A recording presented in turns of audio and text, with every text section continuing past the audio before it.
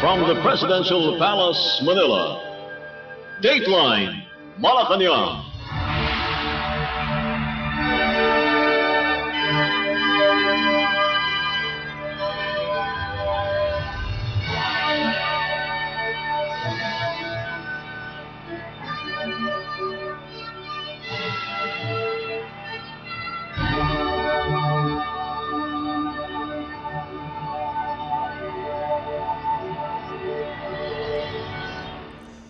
Good day.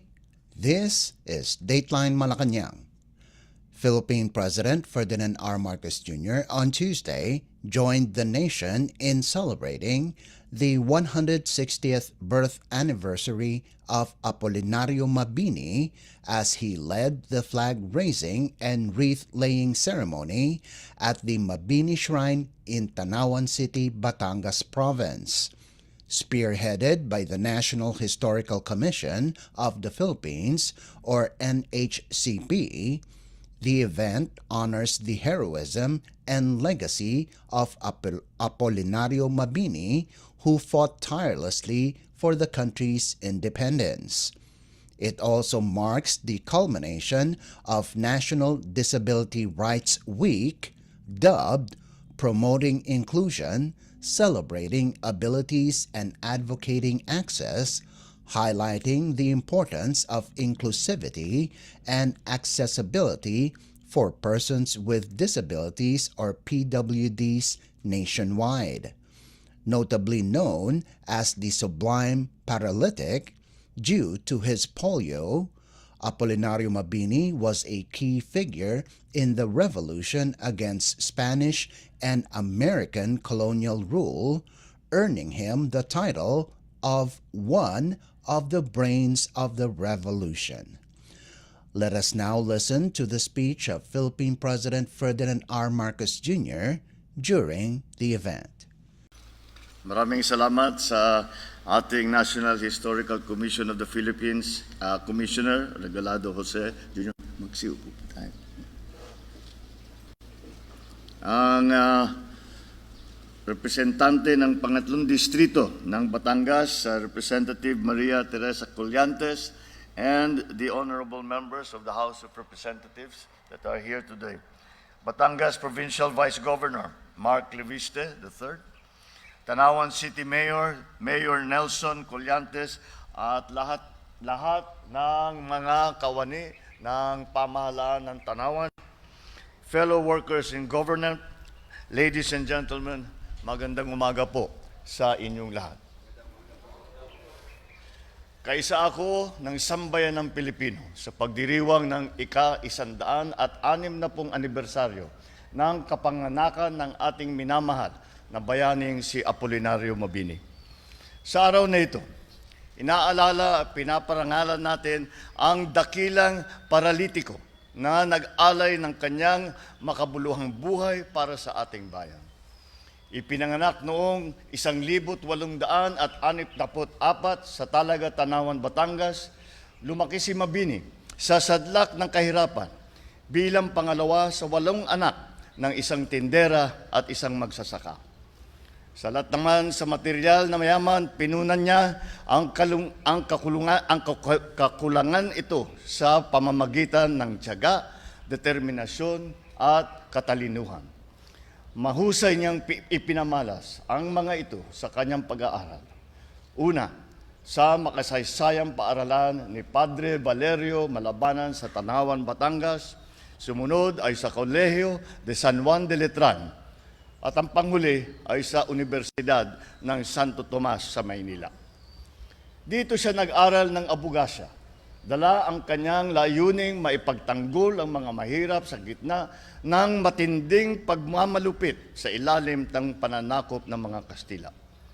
Sa gitna ng kanyang pag-aaral, naging kasapi siya ng La Liga Filipina bilang isa sa mga buong tapang na nagtaguyod ng mga reforma sa panahon ng kolonyalismo.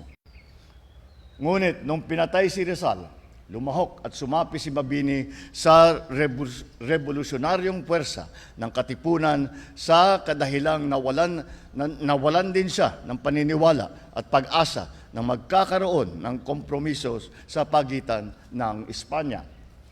Sa gitna ng namumuong revolusyon, tinamaan siya ng sakit ng polio at hindi naglaon ay nalumpo at ang kanyang mga binti. Gayunpaman, sa kabila ng kapansanan ito, hindi ito naparalisa ang kanyang nag-aalab na puso at matatag na diwa. Ang kalagayan niya, ang siyang nagbigay lakas sa kanya na gamitin ang talas ng kanyang isip bilang sandata laban sa kawalang katarungan, pang-aabuso at pang-aapi sa mga kapwa Pilipino. Tinaguri ang utak ng himagsikan. Nakapagsulat si Mabini ng ilan sa mga akdang tulad ng El Verdadero Decalogo na nagsilbing gabay ng mga makabayan at revolusyonaryong Pilipino, habang ang kanyang programa Konstitusyon de la República Filipina ay isa sa mga ikinonsiderang maging saligang batas sa Kongreso ng Malolos. At nang maitatag ang ating unang republika, nagsilbi siyang bilang kauna-unahang punong ministro at ministrong panlabas, kung saan ay ipinamalas niya ang kanyang malawak na kaalaman, talino at kakayahan sa pagpapatibay ng ating bagong tatag na bansa. 1 siglo at 2 dekada na lumipas mula nang huling masaksihan ng mundo ang kanyang angking galing. Ngunit walang hanggan ang ating pararangal at para sa kanya at alaala sa paraang nararapat sa kanyang bilang isang tunay na bayaning Pilipino. Tuluyan din nating iniukit ang kanyang pangalan sa mga pangunahing lansangan ng Batangas, ng Maynila at sa ibang parte pa ng bansa. Maraming tulay, gusali, dambana at mahahalagang lugar ang naitayo rin para parangal sa ating bayani. Sa katunayan, sa loob mismo ng sentro ng pambansang pamahalaan, matayog na nakatayo ang kapitag-pitagang Mabini Hall o Bulwagang Mabini, ang pinakamalaking gusali sa buong Malacañang, na sumasailalim sa natatanging lugar ng bayaning tumulong sa paglatag ng pundasyon ng ating republika. Nararapat lamang na ipangalan ang mga istrukturang ito sa kanya dahil dito rin matatagpuan ang mga kapwa kong magagawa sa tanggapan ng Pangulo ngayon na maihahambing ang galing, talino at pagkamakabayan kay Mabini. Ang kanyang ipinamanang lakas ng loob ay nabubuhay sa kanila at sa maraming Pilipino na patuloy na nag-aalay ng kanilang husay at talento para sa patuloy na pag-unlad ng Pilipinas. Tinatawagan ko ang mga kabataang Pilipino ngayon na gawing inspirasyon at halimbawa ang buhay ni Apolinario Mabini upang magpunyagi sa buhay. Naway higit sa maunawaan ng mga nakakabatang henerasyon ang kanyang mga pilosopiyang pampolitika at panlipunan upang sila ay mahikayat na mag-ambag sa pagsulong ng ating bansa. Si Mabini ay nagpatunay sa kaisipan na ang bawat isa sa atin ay may kakayahang gumawa ng pagbabago at tumahak sa sariling landas tungo sa tagumpay, sa kabila ng iniindang kalagayan o anumang pagsubok. Kaya, sama-sama tayong magtulungan upang matiyak na ang mithiin ni Apolinario Mabini sa magpapatuloy na sa bagong Pilipinas, kung saan ang mga mamamayan ay may pagkakataong maging produktibong kasapi ng isang mas makatao at nagkakaisang lipunan. Maraming salamat po sa inyong lahat. Mabuhay Sigat Apolinario Mabini, mabuhay ang bagong Pilipinas. You just heard Philippine President Ferdinand R. Marcos Jr. Dateline Malacañang. Philippine President Ferdinand R. Marcos Jr. on Monday thanked United States President Joe Biden for his support to the Philippines in a delicate and difficult time after the American leader withdrew from the race for the U.S. presidency. In an ex-post, the Philippine president hailed Biden's decision to end his re-election bid, calling it a demonstration of genuine statesmanship. The chief executive wished Biden well for the rest of his presidency and for all his future endeavors. Biden withdrew from the U.S. presidential race and endorsed his vice president, Kamala Harris, as the nominee of the Democratic Party. In a statement posted on X, Biden said he believes it is in the best interest of his party and the country for him to stand down and to focus solely on fulfilling his duties as president for the remainder of his term. Biden offered his full support and endorsement for Harris to replace him as presidential candidate in the November 5th elections. Dateline Malacañang. After Philippine President Ferdinand R. Marcos Jr. stated that he will increase the salaries of government employees in his State of the Nation address or SONA Monday, the Department of Budget and Management or DBM assured that a fund has been allotted for the increase. According to DBM Secretary Amena Pangandaman, there is a 36 billion peso fund this year which was allotted for the salary increase. Pangandaman added that there is also a 70 billion peso fund allotted next year under the General Appropriations. The DBM is just waiting for the release of the executive order to implement the salary increase. The increase in salaries of government workers is expected to be felt by 165,007 sub-professionals, more than 1 million professionals such as teachers and lawyers, and 22,640 with executive functions. The salary increase is aside from the announced medical allowance that will be received by government workers as part of their benefits next year. The DBM said some 9.5 billion pesos was allocated under the Miscellaneous Personal Benefits Fund for 2025 and is set to benefit over 1 million state workers. Government workers will each receive a medical allowance as a subsidy to avail Health Maintenance Organization or HMO benefits or HMO-type benefits. The medical allowance can be used for various medical services, helping public employees be prepared for any health-related emergencies. This covers employees under national government agencies, state universities and colleges or SUCs, and government-owned or controlled corporations or GOCCs of the Executive Department. Dateline Malacañang. The Presidential Anti-Organized Crime Commission or PAOCC is pleased with the statement of Philippine President Ferdinand R. Marcos Jr. in his third State of the Nation address or SONA on Monday. This is after the President declared in his SONA a total ban on Philippine offshore gaming operators or POGOs, which is now an international gaming licensee.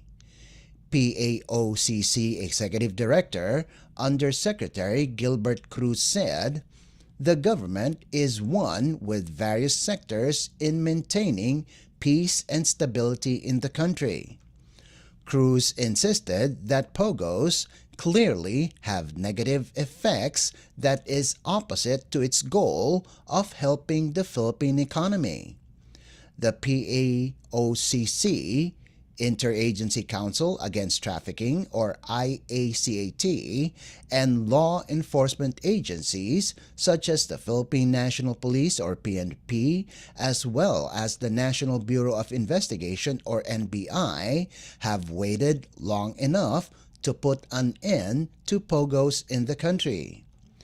To recall, President Marcos Jr. in his third SONA said, "The grave abuse and great disrespect to the country's system of laws must stop." The chief executive added that POGOs, disguising as legitimate entities, their operations have ventured into illicit areas far from gaming, such as financial scamming, money laundering, prostitution, human trafficking, kidnapping, brutal torture, and even murder. Dateline Malacañang. National Capital Region Police Office or NCRPO Chief Jose Melencio Nartates Jr. reported that the holding of the third State of the Nation Address or SONA of President Ferdinand R. Marcos Jr. on Monday was generally peaceful. In its report, the NCRPO said there were no untoward incidents in activities in Metro Manila that was participated in by 7,510 individuals. Of the total, 3,010 were part of the group of protesters who were against the government, while 4,500 were supporters of the administration. According to Nartates, the rallies undertook their activities that is in accordance with rules and their right to freedom of expression. Nartates thanked various organizations and rally organizers who conducted their activities this year for following rules and guidelines that resulted in an orderly and peaceful holding of the President's SONA. Dateline Malacañang. In other news, the Philippines and the United States are set to discuss ways to bolster their 72-year-old alliance in the upcoming Foreign and Defense Ministerial Dialogue or 2+2 next week. The Department of Foreign Affairs or DFA on Monday announced that Foreign Affairs Secretary Enrique Manalo and Defense Secretary Gilberto Chodoro Jr. will meet with U.S. Secretary of State Anthony Blinken and U.S. Defense Secretary Lloyd Austin III in Manila for the 2+2 on July 30th. This will be the fourth iteration of the Philippine-U.S. Ministerial Dialogue following the meeting held in Washington, D.C. last April of 2023. In a press statement, the DFA said the four secretaries are expected to discuss how to further enhance the two countries' ironclad commitment to this alliance while enabling a common program in support of the rules-based international order, enhanced economic ties, broad-based prosperity, and solutions to evolving regional and global security challenges. In the last 2+2 meeting, the two states issued a joint statement that reaffirmed full support for international law, modernizing shared defense capabilities of the alliance, advancing economic and environmental security, and cultivating vibrant and robust people-to-people ties between the two countries. The DFA said Blinken and Austin are also scheduled to pay a courtesy call on President Ferdinand R. Marcos Jr. during their visit to Manila. The U.S. has reiterated its ironclad commitment to the alliance on numerous occasions in the face of Beijing's actions in the West Philippine Sea. During his visit to Manila on March 19th, Blinken said the U.S. would continue to bolster its maritime, defense, as well as economic cooperation with Manila. He said Washington, D.C.'s foreign policy is to reinvigorate existing partnerships in the region and build new ones that are fit for the needs of its partner country. Dateline Malacañang. The Philippines National Economic and Development Authority, or NEDA, is hoping that by 2028, the country's single poverty rate will go down even further. Based on the 2023 full-year official poverty statistics of the Philippine Statistics Authority, or PSA, which was released on Monday, poverty incidence went down to 15.5% from the 18.1% registered in 2021. This surpassed the government's target to lower poverty incidence from 16% to 16.4% for 2023, which is also the target in the Philippine Development Plan 2023 to 2028. Meanwhile, the number of food-poor families also went down to 740,000 in 2023 from the 1.04 million families recorded in 2021. The average per capita income, on the other hand, increased to 17.9% between 2021 to 2023, which surpassed the 15.3% increase in the annual per capita poverty threshold in the same period. According to NEDA Secretary Arsenio Balisacan, the agency continues to strengthen its policies and procedures to improve the lives of Filipinos. In the data provided by NEDA, this translates to a progressive growth in the economy despite the high inflation the country experienced during the first half of 2023. Dateline Malacañang.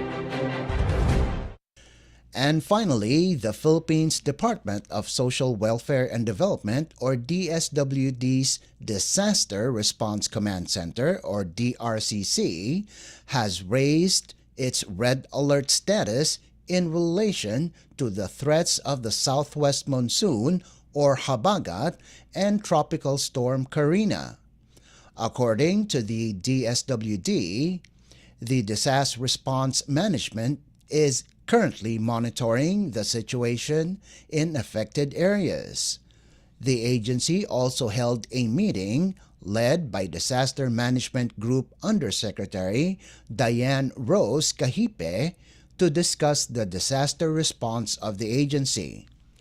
The DSWD said various interventions in addressing the calamity continues, including pre-positioning of family food packs. Currently, the DSWD has around 2.5 billion pesos in resources readily available, wherein 103.34 million pesos are standby funds, while 1.21 billion pesos worth of family food packs are also available. Dateline Malacañang. Before we conclude our program, Radyo Pilipinas World Service of the Presidential Broadcast Service is heard over the following shortwave frequencies: 15.640 MHz, 17.820 MHz, and 12.010 MHz. You can also visit our Facebook page and YouTube channel at Radyo Pilipinas World Service.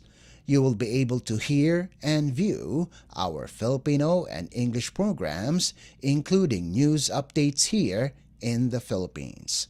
Kindly subscribe, like, and share our posts as well. And that concludes this edition of Dateline Malacañang. For Radyo Pilipinas World Service, this is Leo Magpayo. Good day and stay safe. From the Presidential Palace, Manila, Dateline Malacañang.